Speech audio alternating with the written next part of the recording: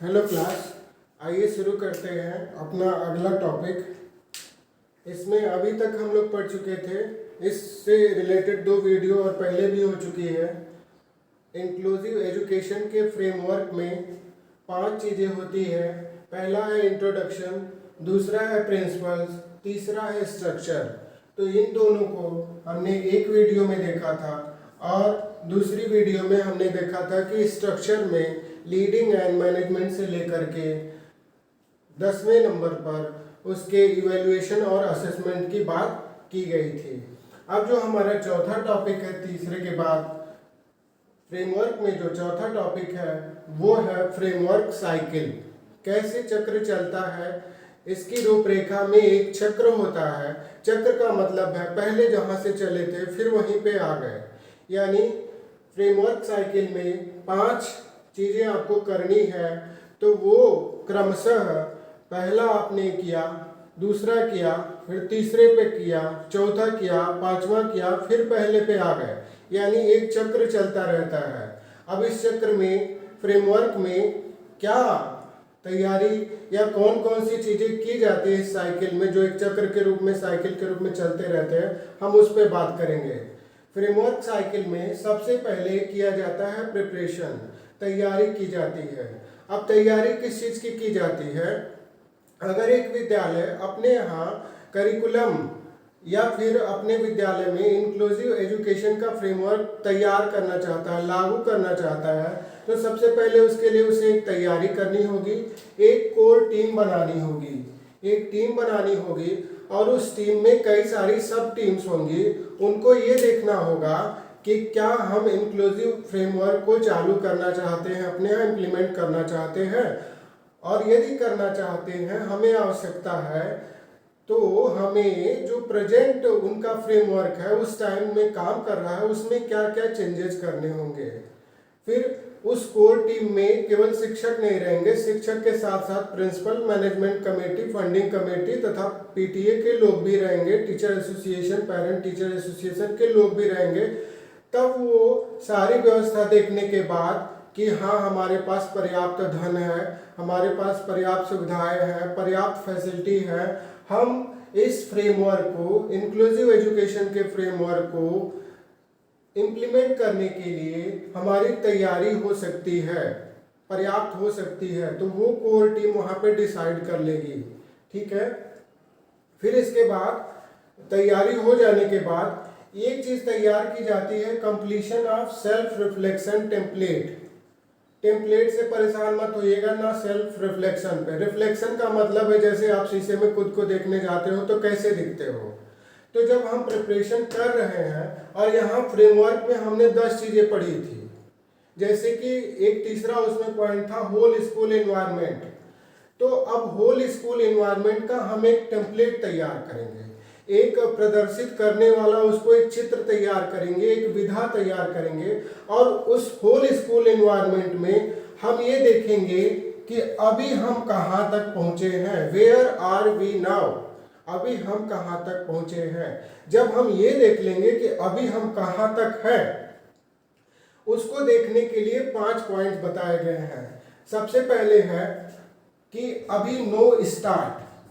Know start का मतलब है कि आपने स्टार्ट ही नहीं किया है।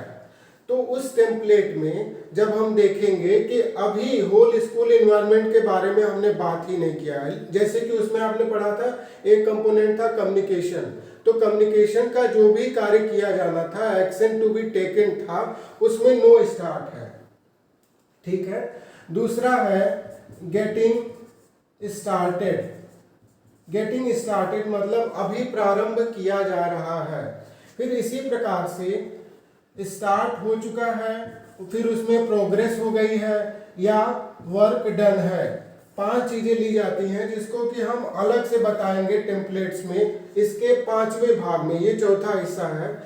तो पहले में तैयारी किया, एक कोर टीम बनाया, कई सारी सब टीम बनाई, और ये देखा कि फ्रेमवर्क को हम लागू करने की स्थिति में है या नहीं है। उस कोर टीम में सारे लोग रहेंगे, मैनेजमेंट टीम, प्रिंसिपल और टीचर्स, अन्य कई सारे लोग। फिर उसके बाद सेल्फ रिफ्लेक्शन में हमने ये देखा कि हमने जो टास्क यहाँ लिए थे, जो 10 कंपोनेंट लिए थे स्ट्रक्चर में, उसमें अभी हम कहाँ तक हैं, उसमें कहाँ तक है, तो उसके लिए 5 पॉइंट दिए गए। ठीक है, जैसे पहला है नो स्टार्ट, दूसरा है गेटिंग स्टार्टेड। ठीक, अभी इन्हीं दोनों पे बात करेंगे, गेटिंग स्टार्टेड। तो अब जैसे हमने देख लिया कि गेटिंग स्टार्टेड, दूसरे वाले टॉपिक में हमने जान लिया साइकिल में कि अभी हम कम्युनिकेशन को स्टार्ट कर रहे हैं। कम्युनिकेशन इसमें एक टॉपिक था, तो अभी हम कम्युनिकेशन को स्टार्ट कर रहे हैं। तो अब हम क्या करेंगे, एक्शन प्लानिंग करेंगे, यानी कम्युनिकेशन में वो कौन सी चीज रह गई है जिस पे हमें कार्य करना है, हम उस पे प्राथमिकताओं को दर्शाएंगे, कम्युनिकेशन में क्या बात रह गई थी, और फिर हम ये देखेंगे कि हमें उसमें क्या करना है, व्हाट, कम्युनिकेशन में क्या बाकी रह गया है। फिर इसकी रिस्पॉन्सिबिलिटी किसको रहेगी, हु, कौन करेगा, फिर ये कैसे किया जाएगा ये भी निर्धारित किया जाएगा, कहाँ, एक्शन प्लान में। और फिर ये कब तक किया जाना है, व्हेन, कब तक इस टास्क को वो फिनिश कर पाएंगे, एक टेम्पलेट बना करके ये सारी चीजें इस पे दर्शाई जाएंगी और वो रहेगा टेम्पलेट में। एक्शन प्लानिंग में हमने देख लिया कि जो चीजें यहाँ नो स्टार्ट में थी, 10 चीजों में जो नो स्टार्ट में थी, तो उन्हें कौन करेगा, कैसे करेगा, कब करेगा और क्या क्या किया जाना बाकी है, उनको प्रायोरिटी में रखेगा। जब हमने प्लानिंग में ये प्लान कर लिया, तो अब हम करेंगे इम्प्लीमेंट करेंगे। जो एक्शन यहाँ पे व्हाट में था कि क्या किया जाएगा, अभी क्या एक्शन लेना बाकी है, तो उसको हम करेंगे इम्प्लीमेंट, मतलब लागू, उस कार्य को हम क्रियान्वित करेंगे। ठीक है, और फिर 5वां होता है इम्प्लीमेंटेशन का रिव्यू, हमने उसे किया, ठीक है, प्रोग्रेस हुई, प्रोग्रेस को रिकॉर्ड किया, फिर देखा कि जो क्राइटेरिया बनाया था, जो मानक बनाया था, क्या वो उस पर खरा उतरता है, तो इसका मतलब सक्सेसफुल है। और अगर खरा नहीं उतरता है तो कौन से प्रोग्राम्स, कौन से एक्शन अभी रिक्वायर्ड हैं, लिए जाने बाकी हैं, उन्हें हम रिव्यू में पता करेंगे, समीक्षा करेंगे, पता करेंगे कि जो हमने एक्शन प्लान बनाया था उसको इम्प्लीमेंट हुआ कि इम्प्लीमेंटेशन में लागू हुआ, और लागू होने के बाद क्या वो अपने सक्सेस पे खरा उतरा, तो वो रिव्यू में करेंगे, और नहीं उतरा तो उसमें कौन सी कमियां बाकी रह गई हैं उनको नोट करेंगे और फिर से तैयारी करेंगे। फिर 5वें के बाद कहाँ आ जाएंगे, नंबर 1 पे। अगर कुछ चीजें कमियां रह गई हैं तो उन कमियों को हम क्या करेंगे, फिर से यहाँ प्रिपरेशन करेंगे, फिर से उनके लिए टेम्पलेट बनाएंगे, फिर प्लान करेंगे, फिर इम्प्लीमेंट करेंगे और फिर रिव्यू करेंगे। तो इस प्रकार ये साइकिल चलती रहेगी।